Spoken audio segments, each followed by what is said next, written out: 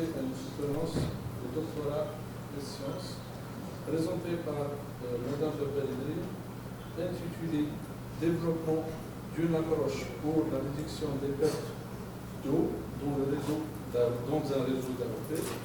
Donc, présentée par Madame Dabani, avec la composition des membres du jury.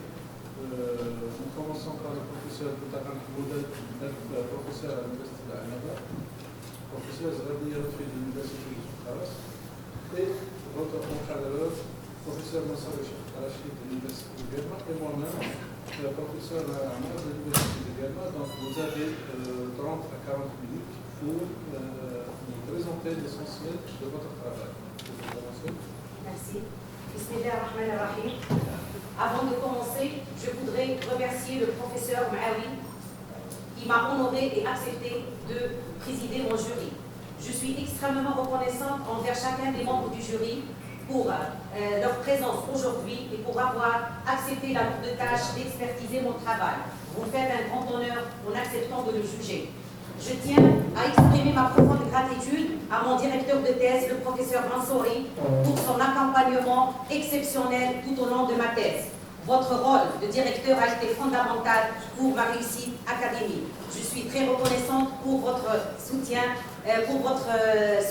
constant et votre précieux conseil. Je tiens également à remercier l'ensemble des personnes, familles, amis, proches qui ont participé de près ou de loin à la réussite de ma thèse. Donc, aujourd'hui, je vais vous présenter l'essentiel de mes travaux de recherche collectés dans ma thèse qui s'intitule « Développement d'une approche pour la réduction des pertes d'eau dans les réseaux d'alimentation en eau potable ». Donc, cette thèse est constituée d'une introduction générale qui donne un aperçu du problème de recherche, des buts et objectifs, un état de l'art qui a pour objectif une meilleure compréhension des méthodologies des pertes d'eau, les approches méthodologiques utilisées pour comprendre et réduire les fuites sont explorées. Une étude a été réalisée à la région de Béjara pour comprendre les pertes d'eau et explorer des opportunités de réduction des fuites dans ces réseaux. L'étude de cas a été testée et appliquée le modèle d'analyse sans flou et le modèle des panels pour prédire les fuites d'eau dans le réseau de distribution. Enfin, des recommandations et des suggestions sont présentées en résumé de l'ensemble de l'étude. Donc, l'eau potable est précieuse et rare, et légalement répartie à la surface du globe. Pour subvenir aux besoins d'une démographie mondiale galopante, sa consommation est appelée à croître de 50% d'ici 2025 dans les pays en développement et de 18% dans les pays développés. Sous l'effet des changements climatiques, cette irrégularité s'accentue avec une élévation de la température et une diminution de la pluviosité, alliée à des sécheresses plus longues, altérant avec des inondations de plus grande ampleur. L'Algérie est sujette à une irrégularité pluviométrique avec une altération aléatoire entre des années sèches et des années pluvieuses excédentaires. Donc la parade à la menace de pénurie aggravée par le changement climatique repose en partie sur l'exploitation de nouvelles sources, l'amélioration du traitement et l'allongement des distances de transport. La rareté de cet or bleu n'est pas restreinte aux pays développés, où il y a des eaux abondantes seulement, mais aussi touche même les régions pluvieuses. On parle même de crise d'eau. Cette crise est causée par plusieurs facteurs, tels que l'augmentation de la demande, la répartition inégale de l'eau et la mauvaise gestion des réseaux d'alimentation. Réduire les pertes dans les réseaux de transport et de distribution est une solution pour lutter contre la pénurie d'eau. Selon la Banque mondiale, ces pertes peuvent atteindre jusqu'à 50%, en particulier au niveau de la distribution. Donc, il est crucial d'exploiter les ressources de manière efficace tout en réduisant les pertes d'eau non génératrices de revenus, appelées le non de revenus, de non-revenus ou non-revenus ou autres.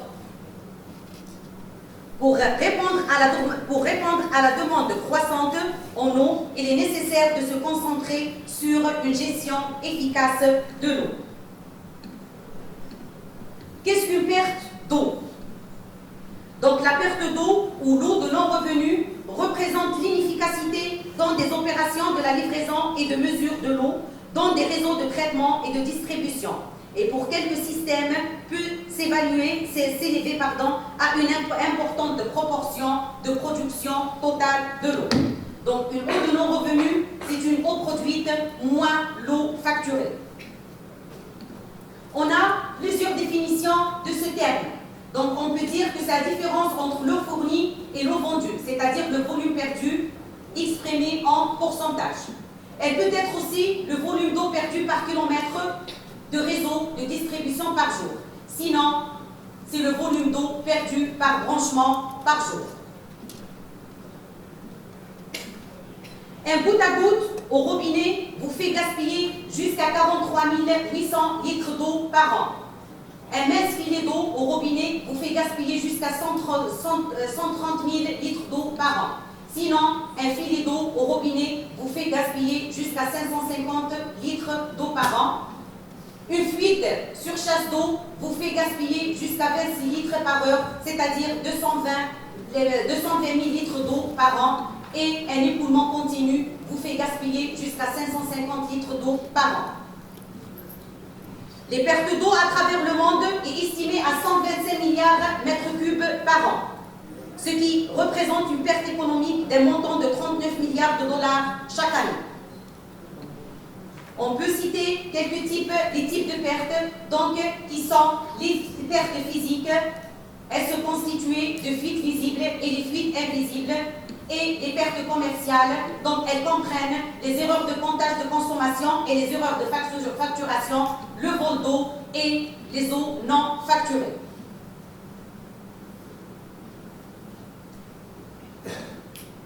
Le concept BABE, pour Bruce and Background Estimate, permet de différencier les fuites selon 3 étapes. Donc, on a les fuites diffuses, il s'agit ou les fuites non détectables. Il s'agit généralement du premier état d'une fuite, n'est pas détectable car le débit est très faible. On a aussi les fuites détectables ou non signalées, donc ne sont pas visibles en surface, mais sont détectables lors de campagnes de recherche de fuite ou de suivi des débits de sectorisation. À la fin, on a les casses manifestes ou les fuites signalées. Ils sont caractérisés par un écoulement ou par une excavation en surface. Le débit de fuite est généralement important. La distinction entre les types de fuites est cruciale car elle détermine les actions à entreprendre en fonction de leur méthode, de leur faisabilité et de leur coût. Cette figure montre le taux de non génératrice dans différents pays dans le monde. Donc, on a 24% de pertes aux États-Unis, 38% au Brésil, 22% à la Norvège, 50% en Inde, 34% au Kenya, 51% en Indonésie, 3% en Australie et 50% en Algérie. L'ensemble des eaux de non-revenus représente 30% des volumes d'entrée des systèmes d'eau à travers le monde. Les niveaux aussi entre environ 3 et 51%. En Europe, elle varie aussi entre 10 et 61%. L'Algérien des eaux estime que 58% de l'eau fournie par l'Algérien des eaux estime que 58% des noms de non-revenus ne sont pas facturés, avec 30% attribués aux fuites sur les réseaux physiques et le reste à une utilisation illicite. Environ 45% de la production d'eau n'est pas facturée aux usagers, en raison de fuites sur les canalisations et les conduites. Et 40% des points de raccordement à l'eau ne disposent pas de compteur, entraînant une perte d'eau non facturée. Donc, réduire ces pertes à un niveau optimal devient une priorité pour une gestion durable et intégrée des ressources en eau et pour garantir l'accessibilité à l'eau à un coût abordable. Dans le cadre des débats autour de la durabilité et la rarification de l'eau et de la conservation des ressources vitales, et pour évaluer, quantifier et minimiser les pertes d'eau dans les systèmes de distribution, on a visé dans notre travail quelques objectifs essentiels. Donc, ils peuvent être l'étude des méthodologies de gestion des fuites dans les pays en développement, l'étude des outils d'évaluation des performances des compagnies des eaux et leur applicabilité dans les pays en développement, l'évaluation de la part des fuites d'eau parmi l'eau non facturée dans les systèmes de distribution, l'évaluation de l'applicabilité de modèles d'analyse sans flou dans la répartition des pertes totales d'eau, la modélisation des débits dans le réseau avec EPANET, présenter une approche d'aide à la décision pour une meilleure gestion intégrée des fuites d'eau et présenter une nouvelle approche afin de surmonter cette difficulté. La rareté des données de mesure est une réelle entrave pour les modélisateurs. Pour permettre la mise en œuvre de l'approche proposée, la démarche suivante a été adoptée. Donc, en premier lieu, on a fait une sectorisation du réseau d'AOP, localisation du modèle le plus critique de chaque secteur, modélisation de chaque secteur par le modèle minimum NIGHTFLOW, calcul des fuites à chaque nœud et estimation des pertes de chaque secteur, réalisation d'une simulation dans la prise en considération des fuites dans chaque secteur de module après modulation, identification des zones potentielles de haute pression, association à chaque secteur les types d'usagers et leurs demandes en eau, la mesure du débit et de la pression d'entrée du secteur de régulation de la zone et enfin l'optimisation du nombre de l'emplacement et des paramètres des vannes de régulation de pression. Pour permettre des systèmes d'alimentation en eau potable, le diagnostic des systèmes d'alimentation en eau potable évalue l'état du service et propose des solutions pour la gestion efficace de l'eau. Les principes hydrauliques de base sur un réseau d'AOP sont les débits moyens journaliers et les débits de pointe, les pressions. Donc, le réseau doit calculer et fournir une pression au sol adéquate, les rugosités, les vitesses qui doivent être entre 0,2 à 2 mètres par seconde en écoulement en charge, les pertes de charge. Donc, elles peuvent être causées par les rétrécissements, les élargissements, un changement de direction, etc. Et à la fin, les spécificités des données environnementales, donc qui se présentent en climat, la charge liée au trafic routier, la pression de l'eau, etc. La compréhension de la détérioration des conduites est essentielle pour une gestion efficace du réseau d'eau, pour un approvisionnement rentable, fiable et durable. Les phénomènes de détérioration des réseaux peuvent contenir les détériorations de la qualité de l'eau, peuvent provoquer une réduction de la capacité hydraulique, un débit de fuite élevé et des ruptures fréquentes causées par la corrosion, la dégradation du matériau.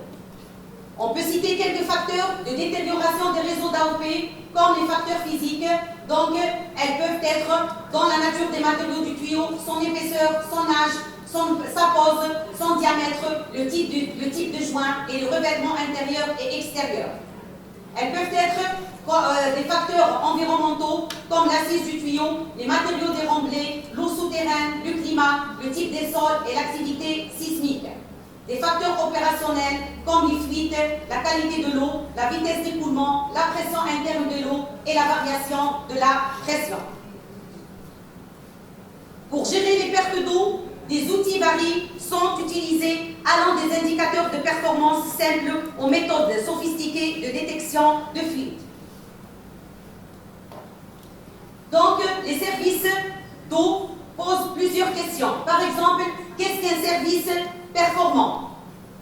Comment des services publics peuvent-ils être considérés comme performants? Qui peut-on juger et sur quels critères? L'une des conséquences des fuites est la perte en eau.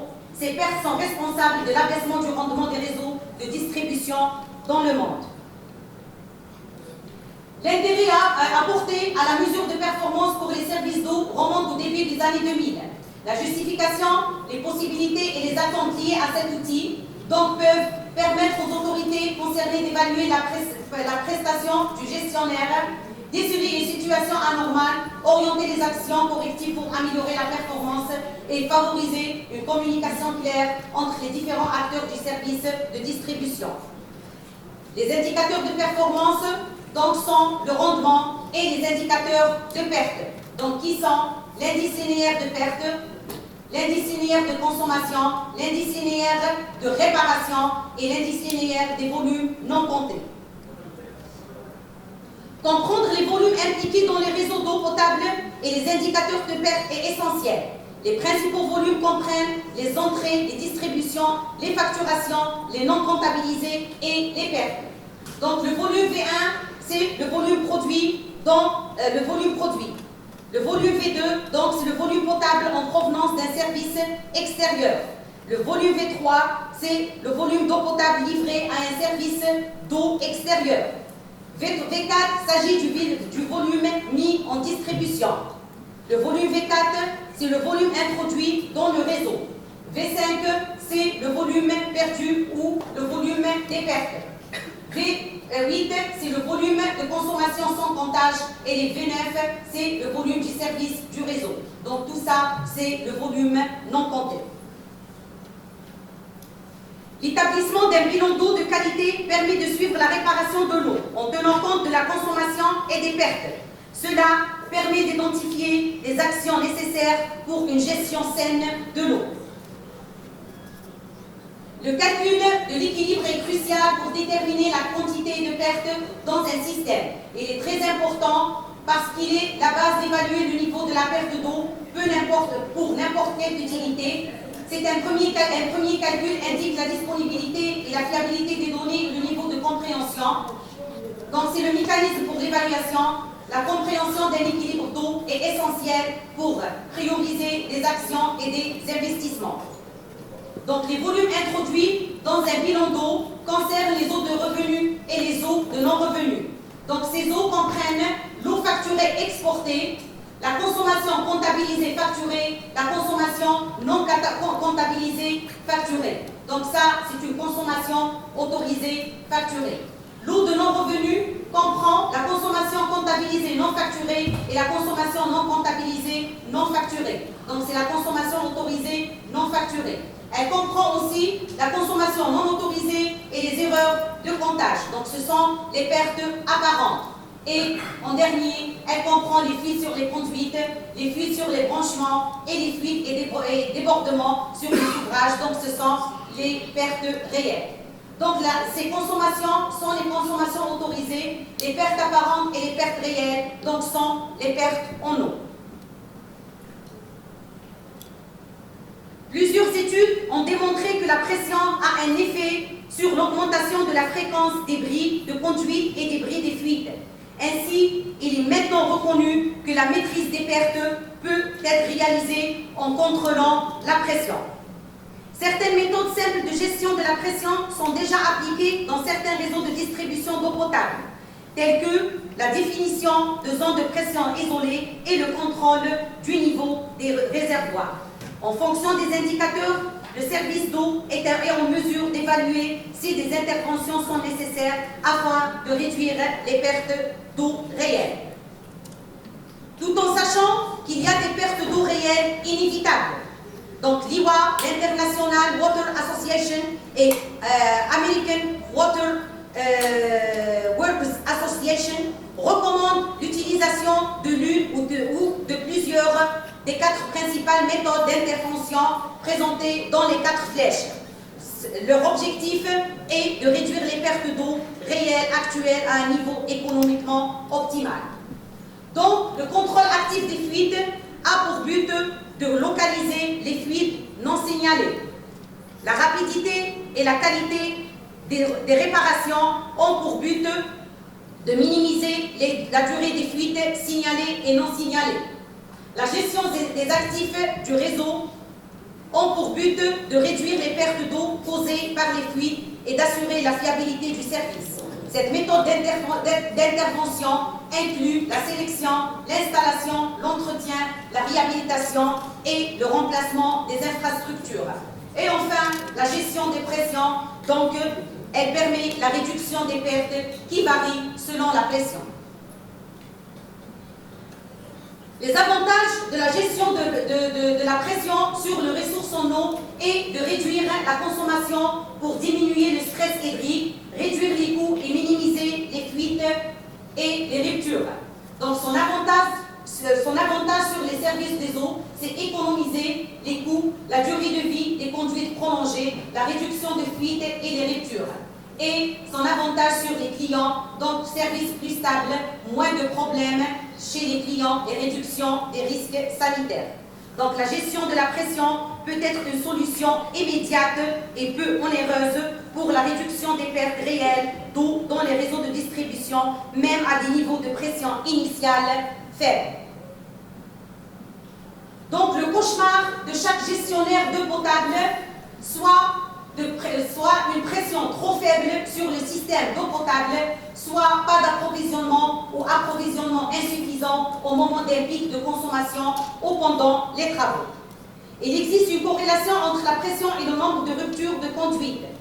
Une étude internationale a montré qu'une réduction de 37% de la pression moyenne entraîne une réduction de 51% du nombre de ruptures de conduite.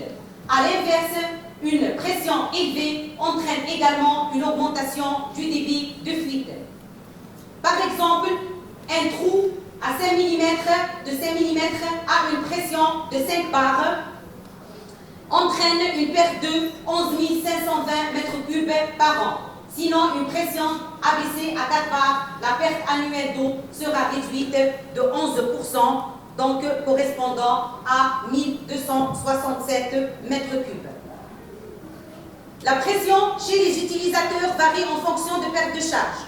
Dans les conduites, elle est généralement plus élevée au moment de faible consommation et plus basse lors des pics d'utilisation, comme le matin et le soir. La pression de l'eau est régulée pour éviter les ruptures de tuyaux et maintenir une pression minimale acceptable. Donc, des vannes de régulation sont utilisées pour ajuster la pression en fonction du débit et de l'heure de la journée. La relation débit de fuite-pression. Donc, l'effet de la gestion de la pression sur les fuites réelles peut réduire la fréquence des débits des fuites signalées. Elle peut aussi réduire la vitesse d'apparition des fuites non signalées, comme elle peut réduire le volume des petites diffuses. Donc, le constat initial est que le débit de fuite dépend de la pression. Plus la pression est élevée, plus le débit des fuites est important et vice-versa. Pour connaître l'influence de la pression sur le débit de fuite, l'utilisation de l'équation de débit selon la surface des ouvertures fixes et variables recommandée par l'IWA. Donc le rapport du débit final sur le débit initial égale le rapport de la hauteur de pression finale et la hauteur de la pression initiale exposant N qui est l'exposant de fuite. Donc, les facteurs qui peuvent être responsables de la valeur élevée de cet exposant sont le comportement du matériau de la conduite, l'hydraulique de la fuite, l'hydraulique du sol et la demande en eau. La valeur de l'exposant de fuite dans l'équation a un effet direct sur la réduction de fuite par la modulation de pression. Plus grand est l'exposant N, plus le programme de contrôle de fuite sera rentable. Donc, quand N égale à 1, une réduction de pression produit exactement la même réduction du débit de fuite, c'est-à-dire une réduction proportionnelle. Quand N est supérieur à 1, donc on a une réduction de pression produit une réduction supérieure du débit de fuite. Donc, une diminution de la pression provoque une réduction de débit de fuite qui est plus importante en proportion. Inversement, quand N est inférieur à 1, donc une réduction de la pression entraîne une réduction du débit de fuite qui est moindre en proportion. Parmi les facteurs qui ont influencé la valeur de l'exposant N, on a le matériau et la condition de la conduite, la forme et la dimension de la fuite, la pression initiale, le sol environnant. Donc, N égale 0,5, on a une fuite avec ouverture fixe. N égale à 1,5, une ouverture longitudinale variable avec une conduite métallique. N égale à 2,5, donc on a une fuite avec une ouverture longitudinale et transversale variable sur une conduite non métallique. Donc cette photo illustre une conduite métallique à ouverture fixe et l'autre c'est une conduite non métallique à ouverture longitudinale. Réduire la pression inutile dans un réseau est logique et cela peut facilement être fait sans compromettre la qualité de service. Donc, pour évaluer l'efficacité d'une méthode de gestion proposée, on effectue généralement un suivi de la pression à des nœuds spécifiques, soit le point critique que représente le nœud ayant en général la plus basse pression, soit le point représentatif du secteur qui se définit comme le nœud qui reflète par la variation de sa pression. Il y a aussi apport de la sectorisation dans la lutte contre les fuites. Donc, la sectorisation est utilisée pour effectuer un suivi quotidien des débits d'eau sur des secteurs spécifiques. Pendant la période de nuit, les débits d'eau sont relativement faibles, ce qui les rend représentatifs des débits de fuite. Le suivi de débit de nuit sur chaque secteur permet une prélocalisation initiale des fuites potentielles. Donc souvent, la sectorisation du réseau d'eau avec des valves fermées permet de déceler les fuites des débits bas. Les débits bas signalent les fuites, déclenchent une intervention uniquement lorsque nécessaire pour éviter les pertes de temps inutiles. Donc typiquement, un secteur devrait comprendre 2000 à 3000 raccordements, parfois plus dans des agglomérations urbaines denses et moins dans des zones rurales. On passe maintenant au détail du domaine d'étude de cas. En raison de la rarification de l'eau et de la nécessité de concevoir des ressources vitales, les services de l'eau doivent faire face au défi de la perte d'eau dans les réseaux de distribution. La réduction des pertes non comptabilisées d'eau représente un enjeu considérable pour assurer la durabilité et la gestion des réseaux de distribution. La problématique de recherche se concentre sur l'estimation, la localisation et la gestion des pertes d'eau en vue de pérenniser la gestion des réseaux de distribution et de limiter les prélèvements illicites. Il y a une possibilité d'une estimation et quantification des pertes du réseau à l'aide d'une modélisation statistique et quelles sont les mesures à entreprendre pour les gérer. Donc pour cela, il faut localiser, estimer et quantifier et quelles sont les mesures à entreprendre. À ce moment-là, des travaux ont été menés qui se répartissent suivant notre plan de travail. Donc, on a sectorisé, on a diagnostiqué notre réseau de distribution, modélisation et estimation des pertes, gestion des pertes de pression, modélisation et comparaison des deux modèles entre le modèle d'étalonnage avec les résultats estimés à partir de la méthode de minimum night flow. Dans cette section, la méthodologie est appliquée à un réseau réel situé au nord-est de l'Algérie, Wilaya de Guelma. C'est le réseau de la commune de Benjabar, d'une superficie de 4,49 km². Le nombre total d'abonnés est de 1923 habitants avec une longueur de réseau de 36 km. Le débit moyen du système est d'environ 2174 m3 par jour. Le synoptique de sectorisation de ce dernier est constitué de 3 secteurs, qui constituent un total de 482 connexions résidentielles dans le premier secteur, 375 connexions résidentielles dans le deuxième secteur et 235 connexions résidentielles dans le troisième secteur. Chaque secteur alimenté par une conduite d'adduction en PEHD en diamètre respectivement 150 et 200 mm arrivé au réservoir semi-enterré de 1500 m3 alimenté par pompage. En fait, le réseau adopté est un réseau mixte maillé dans son parcours secondaire et ramifié dans ses branchements tertiaires. Il comprend 270 nœuds. En général, 4 indicateurs sont communément utilisés pour définir le caractère du réseau d'AOP: le rendement, la densité d'abonnés, l'indice linéaire de perte, l'indice linéaire de consommation. Suite au manque de données nécessaires pour pouvoir calculer l'ensemble des indicateurs présentés auparavant, on se limite au calcul des indicateurs présentés dans ce tableau. Donc ces indicateurs sont étalés sur 4 années du 2016 à 2019. Le rendement du réseau est mauvais et se dégrade au fur et à mesure. Il passe de 73% en 2017 à 58% en 2019. D'autre part, le rendement moyen depuis 2016 est de 56%. La tendance d'évolution est en nette régression.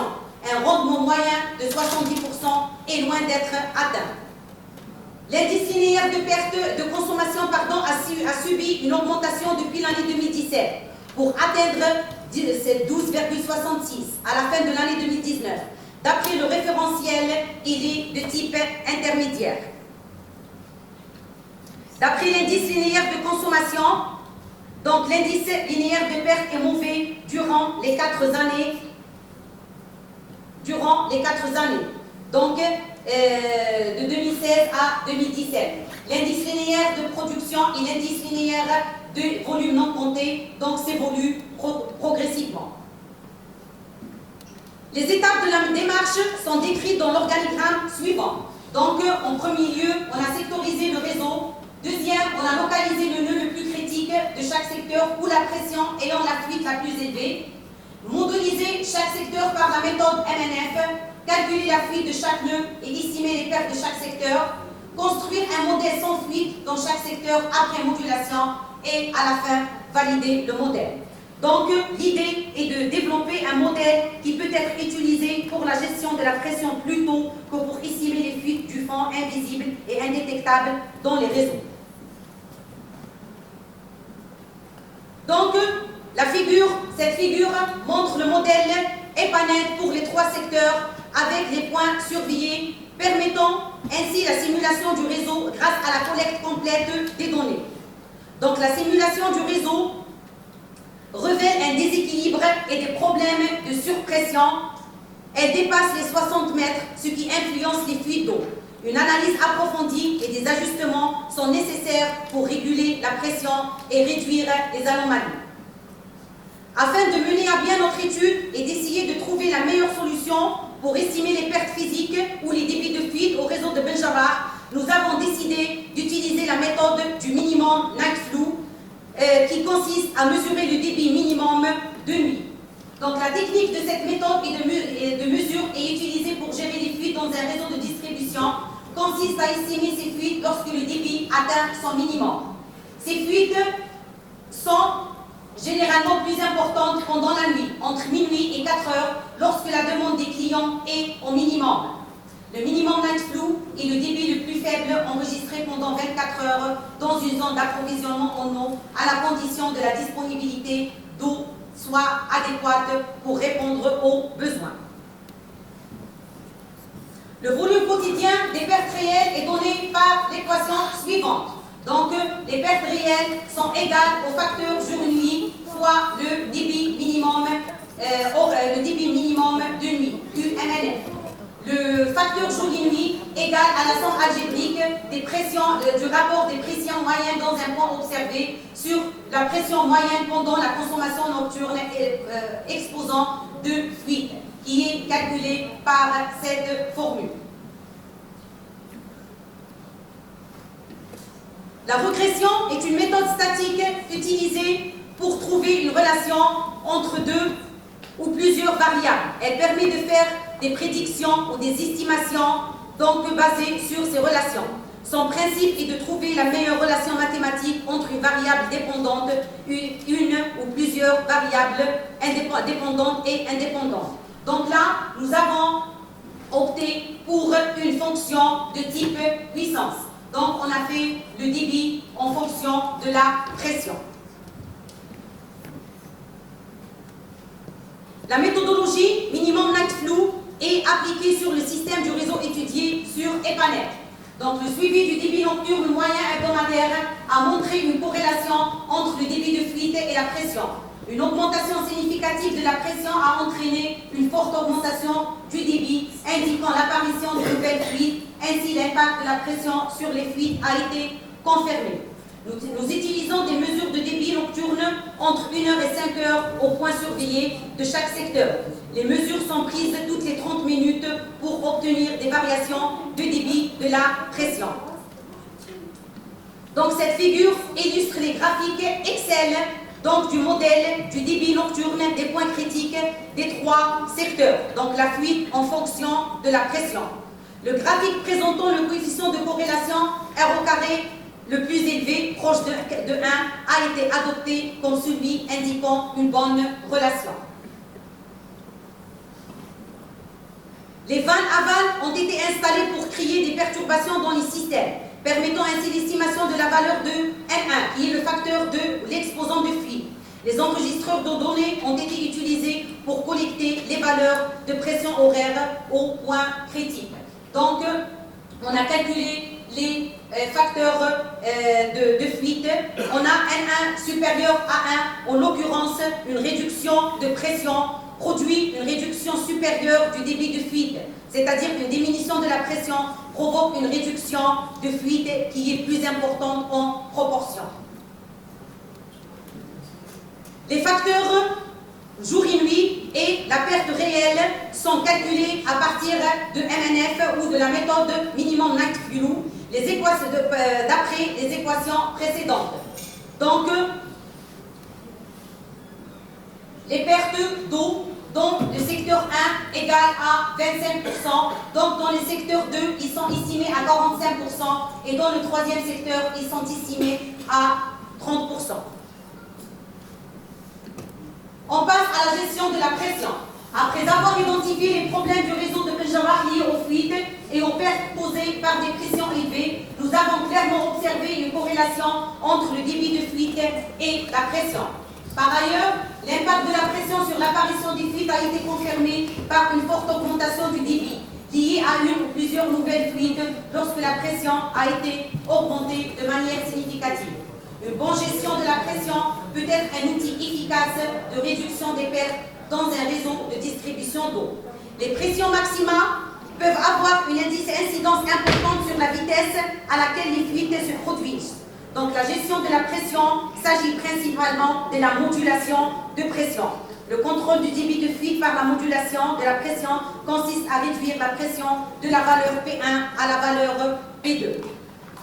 Donc les simulations des scénarios de régulation de pression sur EPANET ont été effectuées et nous présentons les résultats avant et après modulation en termes de pression et de fuite. Nous remarquons à l'issue de la figure ci-dessus qu'avant l'élaboration de la modulation de pression est mixée dans la pression dans la majeure partie du réseau qui atteignent les 70 mètres. Des vannes modulatrices de pression ont été installées et manipulées à l'entrée de chaque secteur, donc pour créer des perturbations. Les valeurs de pression horaire des points critiques enregistrés par des enregistreurs de données ont été utilisés. Il a été installé des capteurs de pression continue pour chaque groupe de canalisation. D'après la figure illustrée ci-après, les pressions sont devenues moins importantes après l'élaboration de la modulation de pression. Nous remarquons des pressions moins de 35 mètres. Suite à la modulation de pression, nous observons une diminution significative de consignes de pression à la sortie des modulateurs et au point critique. Cela traduit une diminution du débit de fuite et la fréquence de casse de conduite. Après avoir ajusté le modèle du réseau, nous prévoyons les pertes physiques avec et après la modulation de pression pour évaluer son efficacité. Le modèle nous permet de prédire ces pertes et de comparer les résultats avec les calculs précédents. Donc le constat initial est que le débit de fuite dépend de la pression. Comme on a dit tout à l'heure, plus la pression est élevée, plus le débit de fuite est important. Donc le diagramme de débit représente le résultat des trois valeurs simulées, observées, simulées et calibrées dans les trois secteurs. Donc dans le premier secteur ou dans le premier point critique, dans le deuxième point critique et dans le troisième point critique. Donc on remarque que le secteur calibré C montre qu'une demande réduite ou une pression satisfaisante dans les points critiques, contrairement aux autres modèles observés A et simulés B qui présentent des demandes excessives et des pressions élevées. Cette demande réduite et pression satisfaisante grâce à la modulation de pression par une vanne modulatrice. Donc, le modèle Saint-Flou est développé par la Commission de recherche sur l'eau d'Afrique du Sud pour analyser les débits et les pressions dans les zones de gestion. Le modèle nécessite des relevés de débit de pression et des variables d'infrastructure de base pour analyser les pertes d'eau. Le modèle utilise les débits nocturnes excédentaires pour calculer les pertes réelles selon une méthode spécifique. Donc le débit nocturne minimal attendu égale les pertes de fonds plus la demande nocturne normale. Le débit nocturne excédentaire égale le MNF, minimum night flow mesuré, moins le débit nocturne minimum attendu, et les fuites égale les eaux non des débits nocturnes excédentaires fois le facteur heure-jour fois 30 jours par mois. Donc, l'estimation des pertes, des fuites avant et après modulation par le modèle Saint-Flou, dont les trois secteurs avant et après la modulation, donc dans le deuxième secteur avant et après, et dans le troisième secteur. Saint-Flou nous a permis d'analyser chaque secteur avant et après calibrage et nous a donné des résultats satisfaisants qui nous montrent une diminution remarquable de des pertes de fonds après modulation, ce qui permet de protéger chaque secteur du réseau et de minimiser les fuites, ce qui implique une validation du résultat obtenu des données appliquées sur AppEpanet Calibrator. Donc, en conclusion générale, on peut conclure que l'approvisionnement en eau potable reste une problématique majeure dans de nombreux pays en développement. La réduction des pertes d'eau dans les réseaux de distribution est cruciale pour assurer la durabilité de l'eau. Dans cette étude, une approche innovante a été proposée pour gérer les fuites d'eau en différenciant les fuites diffuses des fuites non repérées. La gestion de la pression et la recherche de fuites sont des moyens efficaces pour réduire ces pertes. Différentes méthodologies et outils ont été utilisés pour minimiser les pertes d'eau, notamment l'utilisation du modèle d'analyse du débit nocturne sud-africain. Une étude de cas a été réalisée dans une municipalité semi-urbaine en Algérie, montrant une forte proportion d'eau de non-revenus. Des mesures de débit minimal nocturne ont été effectuées pour identifier les fuites et la pression a été modulée pour réduire les pertes. Et enfin, les résultats ont démontré l'importance de la pression dans l'apparition des fuites et ont permis d'obtenir une réduction significative des pertes d'eau. En perspective, nous souhaitons développer ce travail très utile pour les gestionnaires de la quantité et la qualité de l'eau, leur permettant ainsi une prise de décision afin d'éviter le déficit qui aura lieu dans le futur et préserver la qualité de l'eau. Les principaux leviers pour améliorer l'approvisionnement en eau potable sont la réduction des pertes physiques, l'optimisation du fonctionnement hydraulique des réseaux, la lutte contre les pertes apparentes et le gaspillage, ainsi que la rationalisation des consommations. La sectorisation du réseau et la surveillance régulière des fuites sont également des approches efficaces et la mesure précise du volume d'eau entrant dans le système et le contrôle de la pression sont des éléments clés pour une gestion optimale des pertes d'eau. Et merci pour votre attention.